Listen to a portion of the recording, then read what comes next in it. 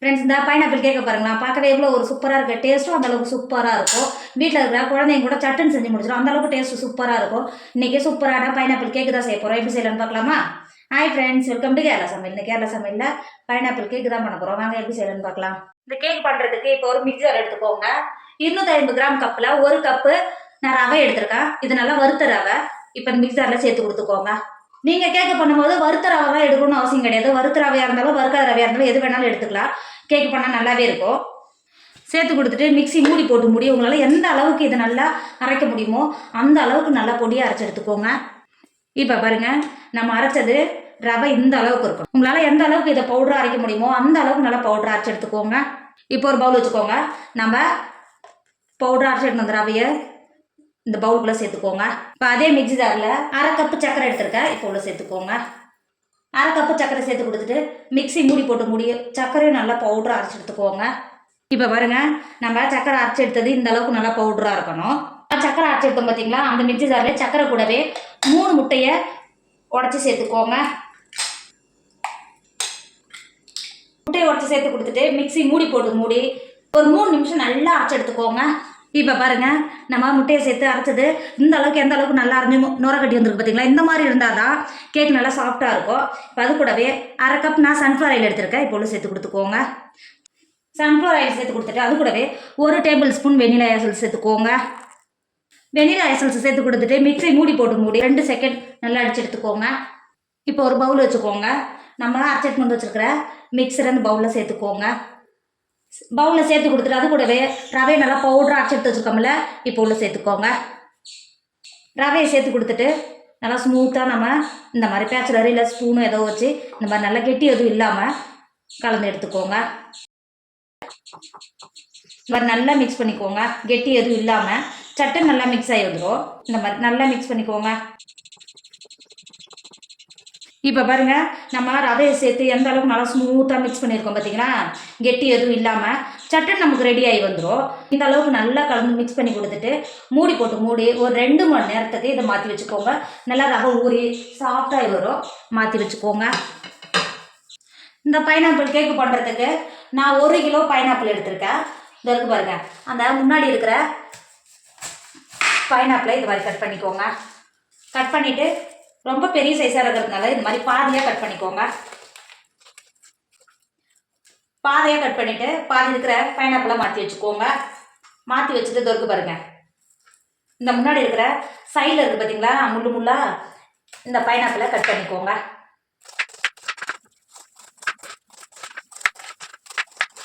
இப்போ பாருங்கள், மேலே இருக்கிற தோலை மட்டும் செத்தி எடுத்துருக்கேன். இப்போ இந்த அளவுக்கு நல்லா கண்ணு கண்ணாக இருக்குது பார்த்தீங்களா. இதை அதே மாதிரி இந்த மாதிரி லைட்டாக இது மாதிரி கட் பண்ணிக்கோங்க. இதை நீங்கள் கட் பண்ணிவிட்டு வேஸ்ட்டில் போட வேணாம். மிக்ஸியில் அரைச்சிட்டு நம்ம வடிகட்டி ஜூஸை எடுத்து நமக்கு கேக்குக்கு சிறப்பாக ரெடி பண்ணிக்கலாம். சுற்றி இருக்கிற இந்த மாதிரி முழுமுலாக இருக்குது பார்த்தீங்களா, இதை நல்லா கட் பண்ணிவிட்டு எடுத்துக்கோங்க. இப்போ பாருங்கள், நம்ம இது மாதிரி கட் பண்ண பைனாப்பிளை இப்போ ரவுண்டாக கட் பண்ணிக்கோங்க. உங்களுக்கு எந்த அளவுக்கு கொஞ்சம் கெட்டியாக கட் பண்ண முடியுமோ அந்த அளவுக்கு நல்லா ரவுண்டாக இது மாதிரி கட் பண்ணிக்கோங்க. ஈவனாக கட் பண்ணிக்கோங்க. நம்ம கேக் ரெடி செட் பண்ணுறதுக்காக தான் இந்த மாதிரி ஈவனாக கட் பண்ணிக்கோங்க. நான் எடுத்தது 6 பீஸு கட் பண்ணியிருக்கேன். நான் எடுக்க போகிறது இந்த கேக்கு டைல் தான். கேக் செட் பண்ண போகிறேன். இந்த இருக்கு பாருங்கள், இந்த மாதிரி எத்தனை பைனாப்பிள் உங்களுக்கு தேவைப்படுதோ அந்த அளவு கட் பண்ணிக்கோங்க. இந்த மாதிரி நீங்கள் இந்த பைனாப்பிள் கேக்கு பண்ணுறதுக்கு கொஞ்சம் ஆட்டாக இருக்கிற பாத்திரம் எடுத்திங்கன்னா இன்னும் ரொம்ப ரொம்ப நல்லாயிருக்கும். கேக்கு பார்க்குறதுக்கு அழகாக இருக்கும். இங்கே பாருங்கள், எனக்கு 5 கரெக்டாக இருக்குது. இப்போ நான் கேக் செட் பண்ண போகிறது கிடையாது, உங்களுக்கு வச்சு மட்டும் தான் காட்டினேன். இப்போ நம்ம கட் பண்ண பீஸ் இருக்குது பார்த்தீங்களா, இந்த மாதிரி ஏதாவது கட் பண்ணுறதுக்கு ஒரு இது எடுத்துக்கோங்க. இந்த மாதிரி நடுவில் இருக்குது பார்த்தீங்களா, அந்த கட்டியாக இருக்குது பாருங்க, அதை மட்டும் கட் பண்ணி மாற்றிக்கோங்க. உங்களுக்கு கட் பண்ண விருப்பம் இல்லைன்னா நீங்கள் கட் பண்ண தேவையில்லை. நான் இதுக்குள்ளே செடி பழம் வைக்கிறதுக்காக மட்டும்தான் நான் கட் பண்ணி கொடுத்துக்கிறேன். இது இருக்குது பாருங்கள், இந்த மாதிரி இருக்கிற எல்லா பைனாப்பிளும் கட் பண்ணி எடுத்துக்கோங்க. இப்போ பாருங்கள், இருக்கிற பைனாப்பிள்லாம் உள்ளே இருக்கிற தண்டை கட் பண்ணி எடுத்துட்டேன். இப்போ மாற்றி வச்சுக்கோங்க. இப்போ ஒரு பாத்திரத்தை அடுப்பில் வச்சுக்கோங்க. 1/2 கப் தண்ணி சேர்த்துக்கோங்க. 1/2 கப்பு தண்ணி சேர்த்து கொடுத்துட்டு அது கூடவே 1/4 கப்பு சர்க்கரை சேர்த்துக்கோங்க. சர்க்கரை சேர்த்து கொடுத்துட்டு சர்க்கரை கரைஞ்சி நல்லா கொதிக்க விடுங்க. இப்போ பாருங்கள் சர்க்கரை சேர்த்துட்டு எந்த அளவுக்கு நல்லா கொதிக்குது பார்த்தீங்களா? இப்போ நம்ம கட் பண்ணி வச்சுருக்கோம்ல பைனாப்பிளை உள்ள சேர்த்துக்கோங்க. சேர்த்துட்டு இந்த சர்க்கரையோட பைனாப்பிள் நல்லா வெந்து வரும். வெந்து சர்க்கரை தண்ணி நல்லா வற்றி வரும். இப்போ உள்ள சேர்த்து கொடுத்துக்கோங்க. எக்ஸ்ட்ராவே நான் ஒரு பீஸு சேர்த்துக்கிறேன். சேர்த்து கொடுத்துக்கோங்க. இது வெந்த பிறகு நல்லா சாஃப்ட் ஆகிடும். அந்த டைமில் உடஞ்சிருச்சுன்னா நான் இன்னொரு பீஸ் இருக்கிறத மாற்றி வச்சுப்பேன். அதனால் ஒரு பீஸை நீங்கள் எக்ஸ்ட்ராவே சேர்த்துக்கோங்க. அதான் நல்லது. சேர்த்து கொடுத்துட்டு சர்க்கரை தண்ணியோட நல்லா பைனாப்பிள் வெந்து வரும். அதே சமயம் உடையாமல் பார்த்துக்கணும். இப்போ பாருங்கள் பைனாப்பிள் சர்க்கரை தண்ணியோட எந்த அளவுக்கு நல்லா வெந்து வந்திருக்கு பார்த்தீங்களா? இது நல்லா வெந்து வரும்போது நல்லா சாஃப்டாக இருக்கும். வாசனையும் அந்தளவுக்கு சூப்பராக இருக்கும். இப்போ ஒரு அரை மணி நேரத்துக்கு மாற்றி வச்சுக்கோங்க. ரவையோடைய இது நல்லா ரவை ஊறி வர சமயத்தில் இது நல்லா ஆறி வந்துடும். மாற்றி வச்சுக்கோங்க. பைனாப்பிளும் நல்லா ஆறிடுச்சு. எந்த அளவுக்கு நல்லா கலர் மாதிரி வந்துருக்கு பார்த்தீங்களா? சுகர் சிறப்பில் வந்து பைனாப்பிள் சிறப்பு அந்த அளவுக்கு வாசனை சூப்பராக இருக்கும். இப்போ எந்த அளவுக்கு நல்லா ஆறி வந்துருக்கு பார்த்தீங்கன்னா பண்ணுறதுக்கு கேக் எடுத்துக்கோங்க. ஒரு 1/2 டேபிள் ஸ்பூன் எண்ணெய் சேர்த்துக்கோங்க. சன்ஃப்ளவர் தான் சேர்த்துக்கிறேன். சேர்த்து கொடுத்துக்கோங்க. சன்ஃப்ளவர் சேர்த்து கொடுத்துட்டு இது மாதிரி ப்ரெஷ்ஷை வச்சு எல்லா இடத்துக்கு படுற மாதிரி அப்ளை பண்ணி கொடுத்துக்கோங்க. இந்த மாதிரி நல்லா அப்ளை பண்ணி கொடுத்துட்டு நம்ம ஏற்கனவே நான் பட்டர் பேப்பரை லெவலாக கட் பண்ணி வச்சுருக்கேன். இப்போ உள்ள சேர்த்துக்கோங்க. நீங்கள் கீழே எண்ணெய் சேர்த்து கொடுக்கும்போது பட்டர் பேப்பர் லெவலாக ஊற்றும். அந்த மாதிரி பட்டர் பேப்பர் சேர்த்து கொடுத்துட்டு பட்டர் பேப்பர் மேலே 1/2 டேபிள் ஸ்பூன் சன்ஃப்ளவர் ஆயில் சேர்த்துக்கோங்க. பட்டர் பேப்பரோட சேர்த்து கொடுத்துட்டு இது மாதிரி ப்ரெஷ்ஷை வச்சு பட்டர் பேப்பருமே எல்லா இடத்தையும் படுற மாதிரி அப்ளை பண்ணி கொடுத்துக்கோங்க. இப்போ பாருங்கள் இந்த அளவுக்கு நல்லா அப்ளை பண்ணி எடுத்துக்கிறோம். நம்மளுக்கு கேக்குட்டு ரெடி ஆகிடுச்சு. நம்ம ஏற்கனவே பைனாப்பிள் மாற்றி வச்சுருக்கோம் பார்த்தீங்களா? இது நல்லா சாஃப்டாக இருக்கும். இந்த மாதிரி மெதுவாக நம்ம எடுத்து வச்சுருக்கிற பட்டர் பேப்பரில் சேர்த்துக்கோங்க. நீங்கள் எடுக்கும்போதே அந்த அளவுக்கு நல்லா சாஃப்டாக இருக்கும். உடையாமல் மெதுவாக எடுத்துகிட்டு இந்த மாதிரி கேக்கு ட்ரேயில் இந்த மாதிரி சேர்த்து கொடுத்துக்கோங்க. இப்போ பாருங்கள் நமக்கு பைனாப்பிள் நல்லா வெந்து வந்த பிறகு ஃபஸ்ட்டு வைக்கும்போது நமக்கு 5 பீஸு தான் வைக்க முடிஞ்சது. இப்போ நான் ஒரு பீஸ் எக்ஸ்ட்ராவே வேக வச்சேன் பார்த்தீங்களா? அதுவும் இப்போ கரெக்டாக பைனாப்பிள் வெந்து வந்த உடனே நல்லா சுருங்கி எந்த அளவுக்கு ரொம்ப சின்னதாக இருக்குது பாருங்கள். எக்ஸ்ட்ரா வேக வச்ச பீஸையும் இப்போ உள்ள சேர்த்து கொடுத்துக்கோங்க. பைனாப்பிள் இது மாதிரி சேர்த்து கொடுத்துட்டு நான் செரி பழத்தை கட் பண்ணி வச்சுருக்கிறேன். இது சேர்க்கணும்னு அவசியம் கிடையாது. நான் பார்க்குறதுக்கு அழகாக இருக்கணுன்றதுக்கு மட்டும் இந்த மாதிரி கட் பண்ணி வச்சுருக்கேன். ஒரு செரி பழத்தை 2ஆக கட் பண்ணி வச்சுருக்கேன். பைனாப்பிளை நம்ம கட் பண்ணி எடுத்தோம் பார்த்தீங்களா? தண்டு பழம் இந்த மாதிரி சேர்த்து கொடுத்துக்கோங்க. இந்த மாதிரி சேர்க்கும்போது அழகாக இருக்கும் பார்க்குறதுக்கு. அதனால் மட்டும்தான் நான் சேர்த்து கொடுத்துறேன். இது சேர்க்கணும்னு அவசியம் கிடையாது. உங்கள்கிட்ட இருந்தால் சேர்த்துக்கோங்க, இல்லைன்னா கிளிக் பண்ணிவிடுங்க. இது மாதிரி சேர்த்து கொடுத்துட்டு பாக்கி இருக்கிற செரி பழத்தையும் நான் கட் பண்ணி வச்சுருக்கேன் பார்த்தீங்களா? அதை இந்த மாதிரி கேக் சைடில் பார்க்கறதுக்கு ஒரு அழகாக இருக்கணும்னு மட்டும்தான் நான் சேர்த்துக்கிறேன். இந்த மாதிரி சேர்த்து கொடுத்துக்கோங்க. சேர்த்து கொடுத்துட்டு நடுவில் இந்த மாதிரி ஒரு செரி பழத்தை வச்சு மாற்றி வச்சுக்கோங்க. இப்போ பாருங்கள் இதை பார்க்கறதுக்கு எவ்வளோ ஒரு அழகாக இருக்குது பார்த்தீங்களா? நமக்கு கேக்கு ரெடி ஆகிடுச்சு. மாற்றி வச்சுக்கோங்க. இப்போ பாருங்கள் ஒரு பாத்திரத்தில் நான் 2 டேபிள் ஸ்பூன் பால் எடுத்திருக்கேன். 1 டேபிள் ஸ்பூன் பேக்கிங் பவுடர் சேர்த்துக்கோங்க. அது கூடவே 1/4 டேபிள் ஸ்பூன் பேக்கிங் சோடா சேர்த்துக்கோங்க. பேக்கிங் பவுடரும் பேக்கிங் சோடாவும் சேர்த்துட்டு இது மாதிரி நல்லா கலந்து கொடுத்துக்கோங்க. நீ கலந்து கொடுக்கும்போது நல்லா பொங்கி வரும். இதை பார்த்தீங்களா? இந்த மாதிரி நல்லா கலந்து கொடுத்துக்கோங்க. எந்த அளவுக்கு நல்லா பொங்கி வந்துருக்கு பார்த்தீங்களா? அங்கே பாருங்கள் கெட்டி எதுவும் இல்லாமல் நல்லா கலந்து கொடுத்துக்கோங்க. எந்த அளவுக்கு நல்லா பொங்கி வந்திருக்கு பாருங்கள். இப்போ மாற்றி வச்சுக்கோங்க. இப்போ பாருங்கள் 2 மணி நேரம் ஆயிடுச்சு. மாவு நல்லா ஊறி வந்துருக்கு பார்த்தீங்கன்னா? இப்போ ஊறி வரும்போது உங்களை பார்க்கும்போதே நல்லாவே தெரியும் எந்த அளவுக்கு நல்லா கெட்டியாக இருக்குது பாருங்கள். இங்கே பாருங்கள் இப்போ எந்த அளவுக்கு நல்லா கெட்டியாக இருக்குது பார்த்தீங்களா? இங்கே பாருங்கள். இப்போ நம்ம ஏற்கனவே மிக்ஸ் பண்ணி வச்சுருக்கோம்ல பேக்கிங் சோடா பேக்கிங் பவுடரும் போட்டு இப்போ அந்த பேக்கிங் பவுடரை இப்போ கேக் பேட்டரியோட சேர்த்து கொடுத்துக்கோங்க.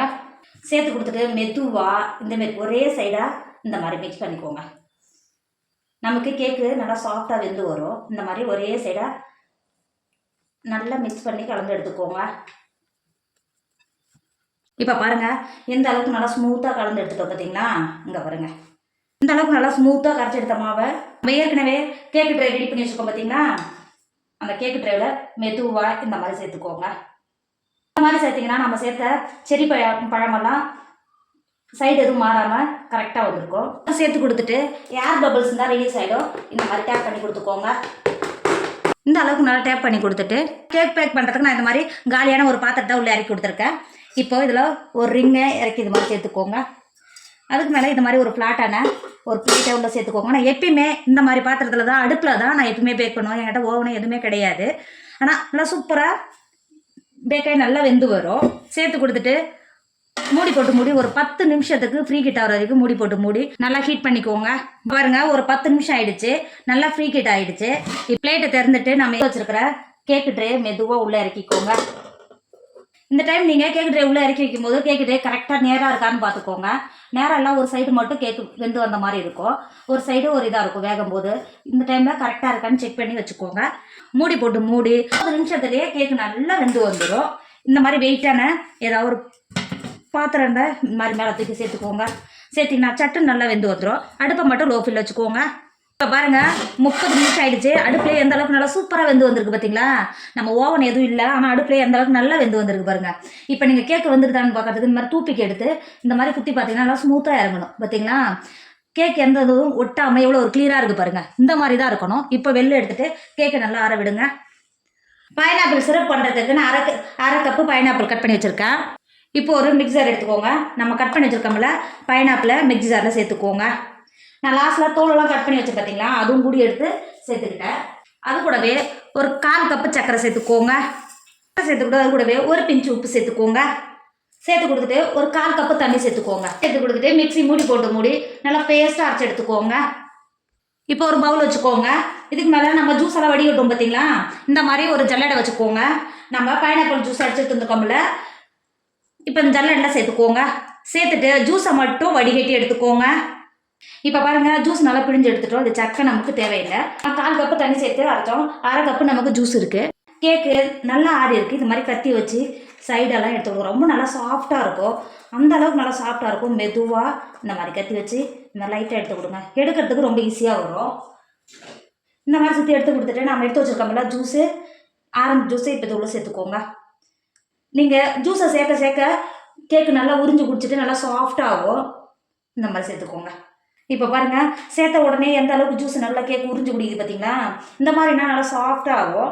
இந்த மாதிரி சேர்த்து கொடுத்துக்கோங்க. சேர்த்து கொடுத்துட்டு ஒரு 5 நிமிஷத்துலேயே நல்லா உறிஞ்சிடும். கேக்கை இது மாதிரி ஒரு பிளேட்டை வச்சு கமர்த்திக்கோங்க. கமர்த்திட்டு லேசாக இந்த மாதிரி டேப் பண்ணிங்கனாலும் ஈஸியாக எடுக்கிறதுக்கு வரும். இங்கே பாருங்கள் இப்போ நம்ம போட்ட பட்டர் பேப்பர் மட்டும் மெதுவாக எடுத்துக்கோங்க. இப்போ பாருங்கள் எடுக்கிறதுக்கு எவ்வளோ ஈஸியாக வருது பார்த்தீங்கன்னா. கேக்கும் அந்தளவுக்கு நல்லா சூப்பராக இருக்கும். நம்ம பைனாப்பிளை முன்னாடியே சுகர் சிரப்பில் வேக வச்சு எடுத்து வச்சோம்ல, அதில் இந்த மாதிரி சுகர் சிரப்பு இருக்குது. கேக்கு மேலே சேர்த்து கொடுத்துக்கோங்க. நம்மளோட பைனாப்பிள் கேக்கு சூப்பராக ரெடி ஆகிடுச்சு. இதோட டேஸ்ட் அந்த அளவுக்கு சூப்பராக இருக்கும். வீட்டில் இருக்கிற குழந்தைங்க கூட சட்டுன்னு செஞ்சு முடிச்சிடலாம். டேஸ்ட் அந்த அளவுக்கு சூப்பராக இருக்கும். கண்டிப்பாக நீங்களும் ட்ரை பண்ணுங்கள். என்னோட வீடியோ உங்களுக்கு பிடிச்சிருந்தா உங்கள் ஃப்ரெண்டு உங்கள் ஃபேமிலிக்கு ஷேர் பண்ணுங்கள். மறக்காமல் கேரளா சமையல் சப்ஸ்கிரைப் பண்ணிக்கோங்க. தேங்க்யூ.